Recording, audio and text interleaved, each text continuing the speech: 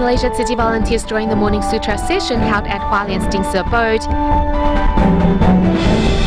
We see how children have become the victim of Taiwan's unbalanced social structure and resource allocation.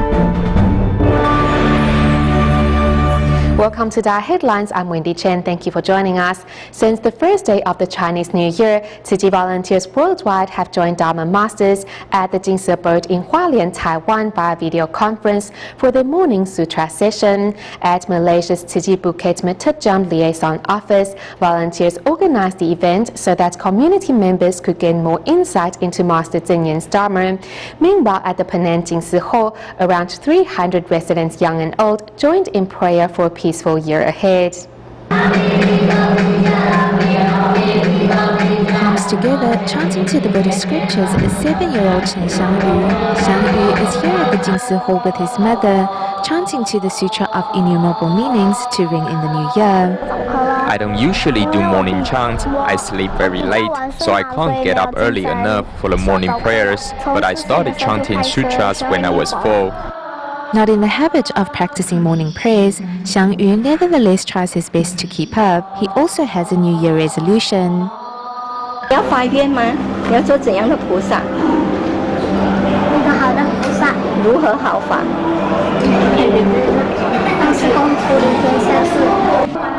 Also welcoming in the New Year through prayer is Huang Huifang and her family. In the beginning, Huang was worried that her 4-year-old would be restless, but she was proved wrong. I told my daughter she can just follow along with what everyone else is doing. Although she wasn't perfect, at least she didn't cause a commotion. This year, for the first time ever, the Tzu Chi Bukit Metejam Liaison Office joined Dharma masters at the Dingsi abode in Taiwan for their morning prayer via video conferencing. Although less than 50 people showed up, community residents got to celebrate the new year in a different way. This is our first time chanting to the Lotus Sutra through a video conference call. We hope to invite more kind-hearted people to come and listen to the Master's teachings and get to know her better. If we are exposed to Dharma every day, gradually we will want to understand more. Only if we take the Dharma to heart will we be able to actualize it. Praying for a peaceful year ahead, Malaysia Tzu Chi volunteers celebrated the new year in a meaningful way. Starting in March of 2013, the Tzu Chi Kuala Lumpur and Selangor chapter began an initiative to listen to Master Cheng Yen's Wisdom at Dawn broadcast each morning. However, in a city where crime can be a problem, Tzu Chi volunteer Wu Zhizhong does his best to ensure the personal safety of participants at the Tzu Chi Sunban Jaya retreat. Free of worries, participants can then focus on getting the most out of the Master's words. Let's take a look. Regardless of the weather outside, Wu Zhizhong arrives at the Tzu Chi Subang Jaya retreat every morning at 4:50 to prepare for the upcoming video broadcast of Wisdom at Dawn. I live the closest, so in the mornings I will unlock the doors and get the screen and computer ready. Next, Wu Zhizhong waits for arriving volunteers in the parking lot to ensure their safety in a city where crime can be a problem. His goal is to have them free of worries so as to better take in the wisdom that will follow. That early in the morning, people will still worry about their safety. To make them feel safe, I will wait for everyone downstairs. Once the last person has arrived, only then will I go upstairs. This way everyone can listen to the Master with peace of mind. Wu Zhizhong's commitment to the Morning Sutra study group comes from his visit to Taiwan last August. When Brother Cheng Yuan got on the stage to share his insights, even though he is just a boy, it was amazing to see how much he had absorbed from what the Master said and how easily he was able to share his insights into Buddhism with us. So at that time, I made a small vow, which was to try to make it a point to come listen to Wisdom at Dawn at the retreat. From that small vow, Wu Zhizhong has been able to influence many other volunteers. I told him, even if it is only the two of us that attend, I will still accompany you. After taking part in these morning events, I've found that in my daily life, I've been able to remind myself more and more to apply what I have learned and prevent my heart from becoming unsettled. The golden wish of Master Zheng Yan is only to develop wisdom in her disciples and volunteers.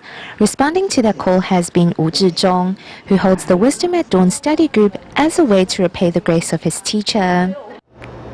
Moving to China, we join over 200 Ciji volunteers from Jiangsu and Zhejiang as they visited the Ciji Suzhou grounds to celebrate the Chinese New Year with their fellow counterparts. Their volunteers not only prepared various New Year's activities, but also set up a large screen to show DaAi TV programs to those interested.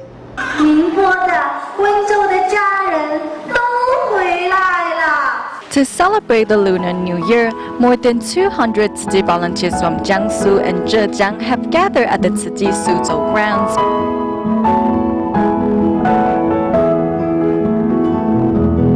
Just like what many have said, Ciji is one big family. Everyone here is very happy. Knowing that many people tend to enjoy the holidays by watching movies, Ciji volunteers decided to set up a big screen on the grounds. Instead of Hollywood movies, volunteers instead put on DaAi TV programs that focus on vegetarianism, recycling, and education. I didn't know that charity missions can be broken into so many different areas. I'm very interested in participating in Ciji's missions. I hope in the future I can improve my abilities through joining the volunteers' ranks. After enjoying the DaAi TV programs, many then tried their hand at making bookmarks. It was great to have everyone making the bookmarks together. I had a lot of fun.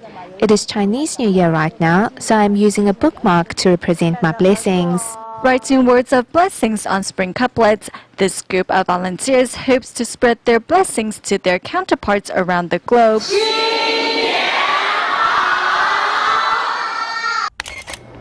This year's teaching camp kicked off on February 6 in various locations throughout Taiwan. The seminar held at the Banqiao Jingsi Hall featured participants from Taiwan's East Coast as well as those living in New Taipei City. Altogether, 174 college and high school students signed up for the 4-day event. Let's take a look.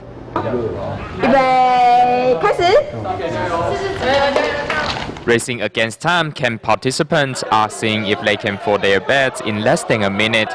Being harder than it looks, volunteers explain once again how to fold the beds, and this time their audience is all ears. Next, students learned about the Buddhist etiquette. Among the participants is high school senior Lai Siyu, participating in similar camps since middle school. Lai not only has the movements down, but is already a vegetarian. Going meatless is better for our health. The Master's Dharma allows us to become self-aware and correct ourselves where and when needed. College bound next year, Lai hopes to join the Tziqins once there and perhaps give back like the Tziqins are doing here today. The Tziqins serve as good role models for us and have put together a great curriculum here. In the future, I hope I can be like them and help guide those younger than me.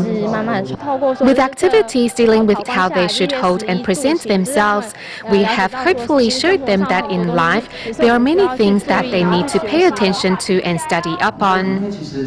Altogether, close to 200 students are taking advantage of their winter break to recharge and learn the keys to living a life of wisdom and happiness.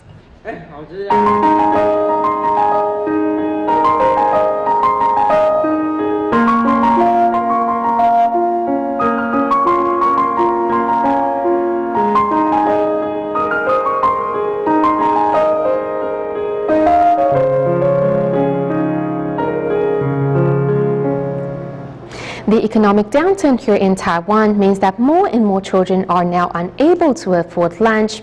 According to statistics provided by the Ministry of Education, there are now over 180,000 students who are unable to afford lunch, which is 3 times the number 5 years ago. Taking Wentang Elementary School in Yunlin County as an example, its budget of $22 NT per child per meal is less than half of what students in New Taipei City receive. The school, however, has not raised its lunch prices over the last 2 decades, worrying that parents will be unable to afford it. Let's find out more in our next report.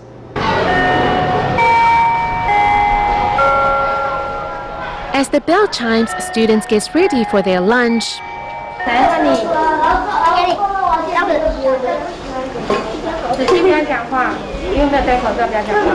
Standing in line, these first graders are learning how to serve their fellow students today.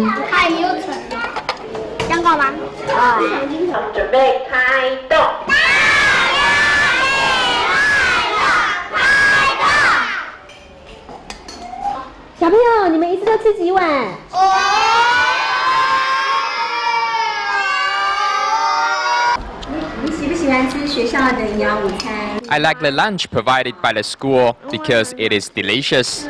The children's reaction tells us exactly how delicious these meals are.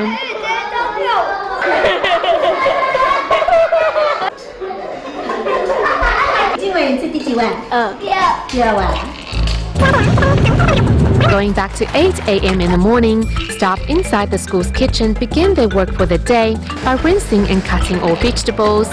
The 3 dishes and a soup are all made with seasonal and fresh ingredients to ensure a healthy and tasty meal is provided for students.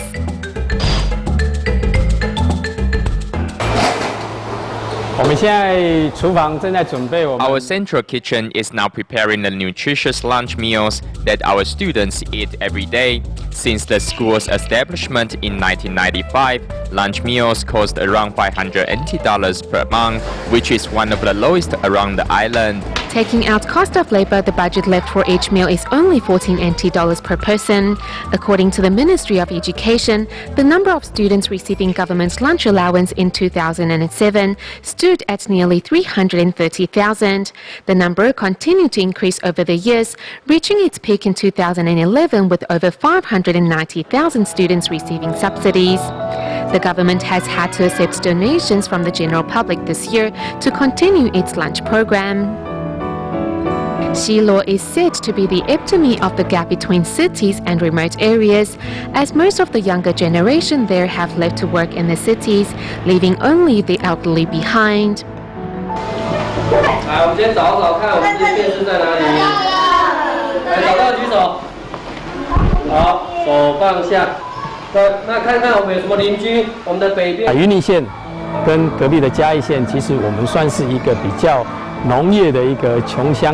Yunlin County and Jiayi County are considered to be poorer agricultural areas. In terms of resource allocation from the central government, Taiwan's 5 biggest cities will receive far more than remote agricultural counties and cities. Local food banks in Taiwan realize that providing food to children in remote areas is more effective than providing financial aid. The idea behind our food bank is, besides meals at schools, to provide enough food for the 68 other meals every month. We divide our items into staple, non-staple and instant food, and out of the 3, we will then further take 3 nutritional aspects into consideration, which are sugar, protein and fat.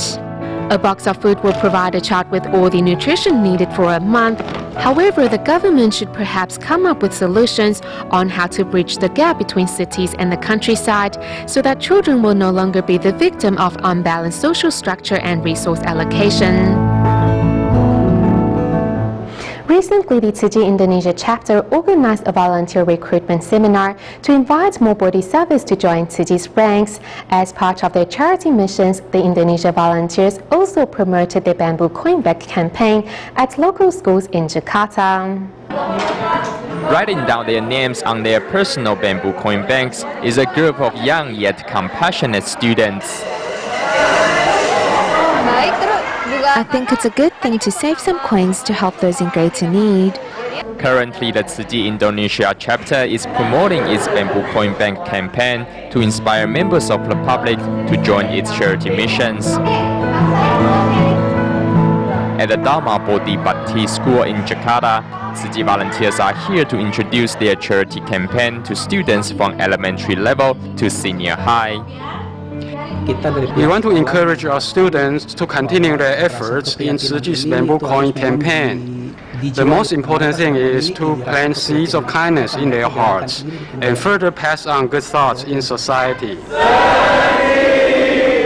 Meanwhile, at the Tzu Indonesia chapter, Tzu volunteers have organized a volunteer recruitment event. The composition of the participants today includes college students, high school students, housewives, and people from all walks of life. We are a Buddhist organization that doesn't differentiate between religion or ethnicity. After understanding Tzu's missions, Sri, a cleaner working at the Tzu hospital, decides to join the volunteers' ranks. I am very happy to become a Tzu member. I already heard about Tzu's charity work a long time ago, so when I started working at the Tzu hospital, I was very happy. After the event concludes, participants gain a better understanding of Tzu and look forward to making further contributions on Tzu's behalf. In Taiwan, to mark the first working day after the Spring Festival, the Tzu Neihu Recycling and Education Center held a blessing ceremony in which senior volunteer Lin Youmei arrived to help distribute red envelopes to recycling volunteers, wishing them a year of blessing and wisdom. Here at the Neihu Tzu grounds, several recycling volunteers joined together in chanting the Lotus Sutra as they mark the first working day after New Year's vacation. In fact, many recycling volunteers already spend their New Year's holidays at the recycling station, categorizing piles of recyclable items that were put there before the New Year's holidays. To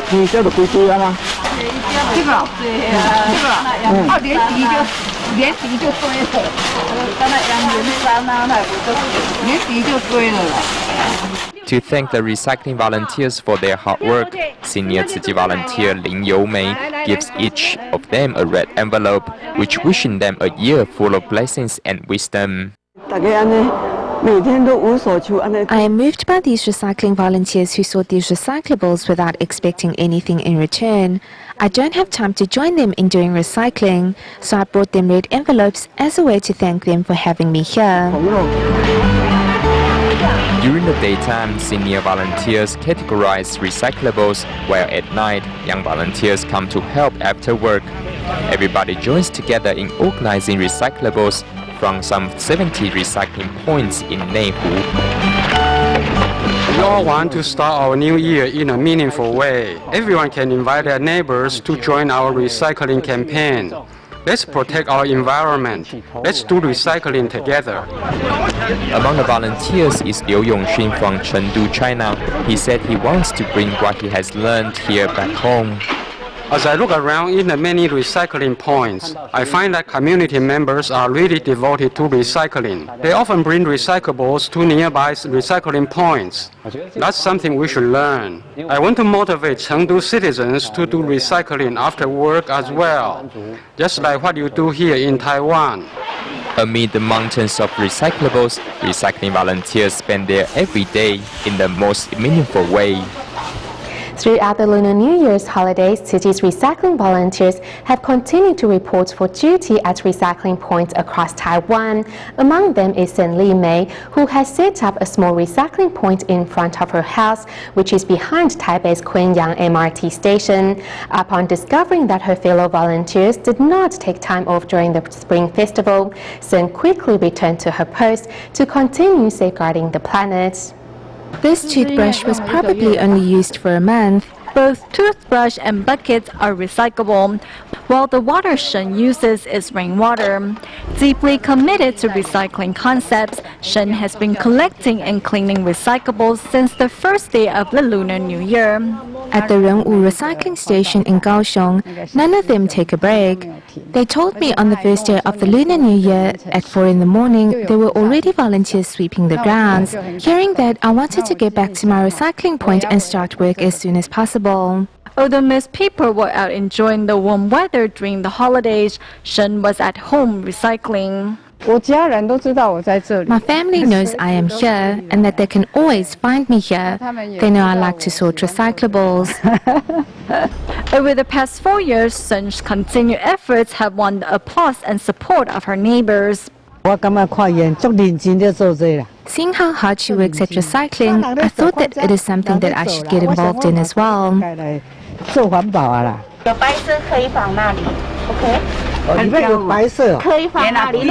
Now in her third day of recycling, Song has learned much thanks to the patience and concern of those around her.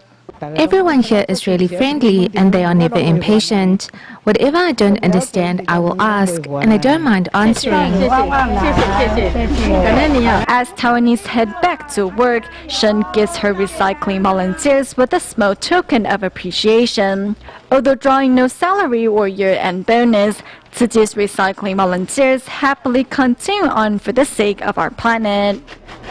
Next, we meet another devoted recycling volunteer, 65-year-old Wu Jingfang in Malaysia's Penang. Following his participation in a Tzu Chi seminar for entrepreneurs several years back, Wu was inspired to introduce recycling into his community, as well as volunteer at his local Tzu Chi Recycling and Education Center.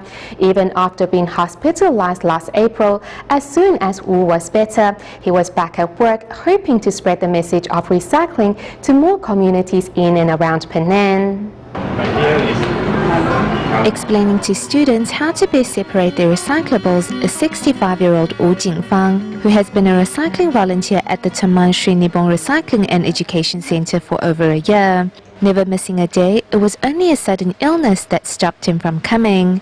Facing life's impermanence, I thought of what the master said, which is to give our body to the doctors and our heart to the bodhisattvas. Remembering that, my fear dissolved. In the hospital, Wu Jingfang's biggest wish was to be able to return to his beloved recycling center as soon as possible. After his release, Wu wasted no time in paying a visit to his friends at the center. Now that I've recovered, I've realized the value of life. By taking care of myself, I will recover faster and can return to the work that I love to do, which is recycling. With iron determination, Wu Jingfang was able to quickly recover. Even during his convalescence, however, Wu continued to promote and lead recycling efforts in his community. Sweating is like exercising. It's great. Recycling these things for Tzu Chi, we know that they will be used in the right way to help people. With the support of his neighbors, Wu Jingfang's recycling campaign has seen great success. But in the beginning, the difficulties involved were almost too much. We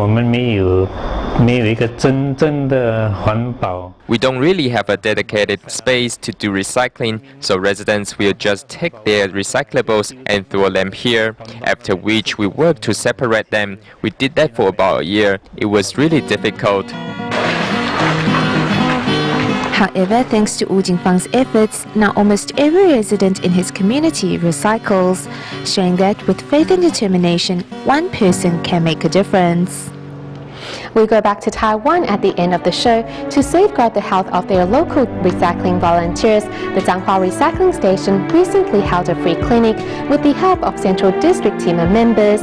Upon discovering that many senior volunteers suffer from osteoporosis and muscle pain, doctors reminded them to increase their calcium intake. We'll leave you with these images. Thank you for tuning in. Goodbye.